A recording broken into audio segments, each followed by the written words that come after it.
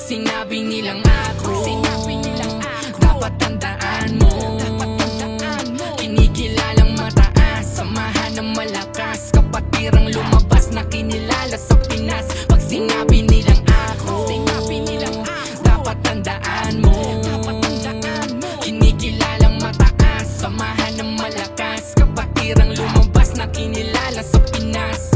Mula Luzon sa Visayas at hanggang sa Mindanao, kapatirang alpaka, paro lahat sinisigaw. Dugoy dekada, samahan nakamarka na sa kamay, ang nananalaytay at dala-dala pag namatay. Walang bago, ang hangarin ay magkaisa lang, ang mga plano mabago, ang dating kasiraan, pamilya na nakapako, taas noo gumabay. Sa mga dati o bago, sa mga palo sanay, ang mga miyembro ay dala-dala ang bawat mga kwento, isip at salita sa nagawa ay nakasentro. Kanila na sinabuhay ang ibig ng kapatiran, magsilbi sa Diyos at sa bayan at sangkatauhan. Mula bayan ng Rizal, sa sulok man ng Manila, sa Cavite, Bulacan, sa probinsya ng Laguna, Bataan, Valenzuela, kabundukan ng Aurora, sa labas ng Pilipinas may kasabing kapamilya. Sinabi nilang ako, dapat tandaan mo, kinikilalang mataas, samahan ng malakas, kapatirang lumabas na kinilala sa Pinas.